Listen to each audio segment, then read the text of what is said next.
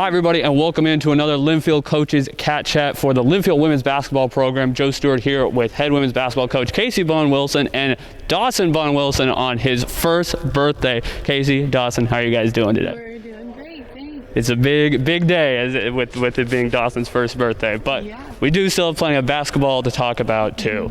Obviously, this has been a season where you guys have had to show a lot of resiliency. Obviously, we've talked about it, and it's been a lot about the big picture, growth, that kind of thing. But I imagine it still, can be difficult when the season's gone the way it has. What have been some of the ways that your team has stayed resilient throughout the course of the year? Obviously the outcome isn't what we had hoped wins and last times, but I think just from the beginning, like we talked about before, is we've been very goal-oriented and progress-focused over outcome focused, and so every game we have goals that we're trying to reach, and I think that they continue to work hard and they have positive attitudes and they love each other and all the things that matter, and that's working on building on our success. They just had a great attitude, and they've really been resilient through everything and just continue to push each other to get better. We're really starting to see some great potential out of your freshman class. Players, obviously, like Jillian Landis has contributed all year, but over the last few weeks, it's really seemed like Emma Schmerbach, Ron Cusack, Elise Waldle, they've all come along. What have you seen out of your young group of players over these last few games as they continue to improve? Statistically, a lot of progression. Obviously, we have 3 of our freshmen that are leading us in scoring, but most importantly, they're just gaining their confidence, and everyone's kind of fitting into their role and expanding their role a little bit. But just the confidence that they've gained over the last few games has been really good to see, and everyone else just kind of stepping up, and we're working on little things every game, but those 4 in particular have been really just showing a lot of confidence.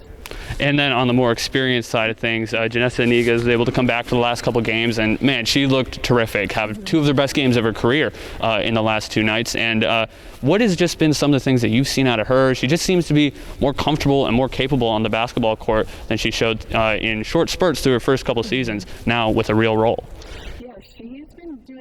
She's been our point guard all year, right? And then she was out with COVID for a little bit, came back, and I think it just had a different perspective of being on the bench or being out for any reason gives you a different perspective. And so came back, hopefully, has more confidence after the 2 games. But I think just going into those games, it was just like nothing to lose.